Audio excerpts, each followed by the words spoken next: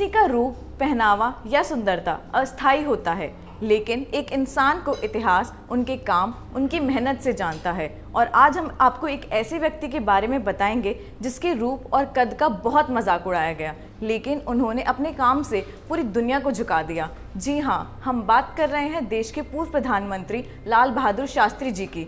आज गांधी जयंती है, ये बात तो सब जानते हैं, लेकिन आज का दिन एक और वजह से खास है, क्योंकि आज शास्त्री जी की भी जयंती है। तो आइए बताते हैं आपको उनके जीवन से जुड़ी कुछ ही खास बातें।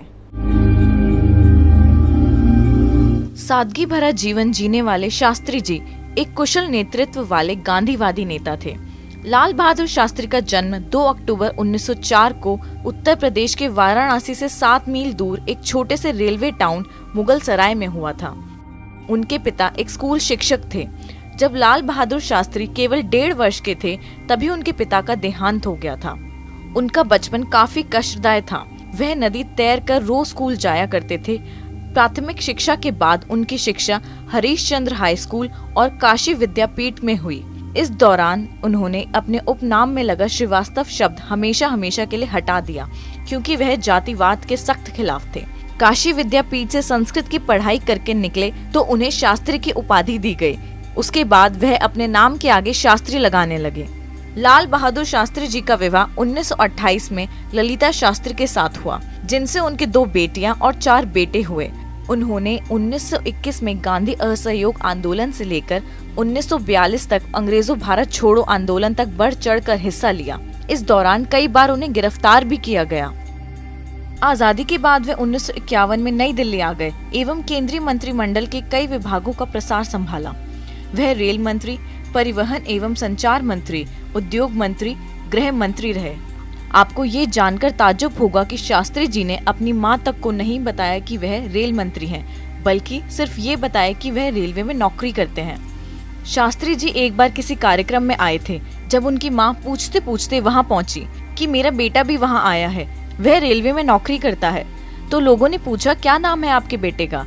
तो तब जब उनकी मां ने उनका नाम बताया तो लोग चौंक गए और कहा आप झूठ बोल रही हो। फिर लोगों ने शास्त्री जी से पूछा कि ये आपकी माँ है, तो उन्होंने कहा कि हाँ ये मेरी माँ है। शास्त्री जी ने माँ से थोड़ी देर बात की और फिर उन्हें घर भेज दिया। तो पत्रकारों ने उनसे पूछा कि आपने उनके सामने भाषण क्यों नहीं दिया, तो उन्होंने बोला कि उन्हें पता चला कि वो मंत्री हैं, तो उनकी माँ उनसे सिफारिश करने लगेंगी और फिर वो मना नहीं कर पाएंगे और उन्हें अहंकार भी हो जाएगा। ये बात सुन के सब चौंक गए। शास्त्री जी बहुत सच्चे, निस्वार्थ, ईमानदार इंसान थे और उनका व्यक्तित्व काफी शांत था, जिसकी वजह से उन्हें शांति पुरुष भी बुलाया जाता है। वह अपने उसूलों के बहुत पक्के थे, यहाँ तक कि उन्होंने कभी किसी से पैसे तक नहीं मांगे थे। जब 1964 में जवाहरलाल नेहरू की मृत्यु हुई, तब लाल बहादुर शास्त्री जी को प्रधानमंत्री बनाया गया। उनके शासनकाल में 1965 में भारत और पाकिस्तान के बीच युद्ध हुआ। पाकिस्तान से युद्ध के दौरान देश में अन्न की कमी हो गई। देश भुखमरी की समस्या से गुजरने लगा था। उस संकट के काल में लाल बहादुर शास्त्री ने अपनी तनख्वाह लेना बंद कर दिया। देश के लोगों से लाल बहादुर शास्त्री ने अपील की थी कि वो हफ्ते में 1 दिन व्रत रखें, और लोगों ने उनकी बात मानी भी और सोमवार को व्रत रखना शुरू कर दिया। भारत और पाकिस्तान के युद्ध के दौरान उन्होंने एक ऐसा फैसला लिया जिसको शायद भारत का कोई दूसरा प्रधानमंत्री कभी न ले पाता। जब सेना ने शास्त्री जी को बताया कि पाकिस्तान जम्मू कश्मीर पर कब्जा करने की फिराक में है, तब उन्होंने कहा कि वो अगर जम्मू कश्मीर पर कब्जा करेंगे तो तुम लाहौर पे कब्जा कर लेना। और देखते ही देखते भारत ने पाकिस्तान को इस युद्ध में हरा दिया। इसी दौरान शास्त्री जी ने जय जवान जय किसान का नारा भी दिया। उन्होंने 11 जनवरी 1966 को ताशकंद में अंतिम सांस ली थी।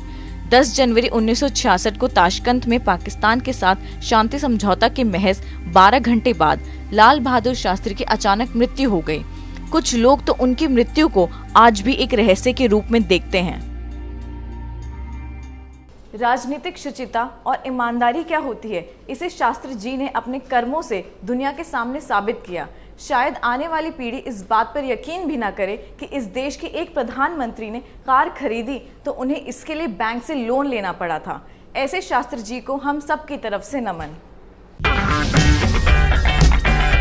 अगर आपको हमारा वीडियो पसंद आया हो तो इसे लाइक करें, हमारे चैनल को सब्सक्राइब करें और हाँ, बेल आइकन दबाना ना भूलें, ताकि आप तक हमारे वीडियो की नोटिफिकेशन पहुंचती रहे। आप अपना सुझाव हमें कमेंट बॉक्स में दे सकते हैं। हमारे साथ जुड़ने के लिए शुक्रिया।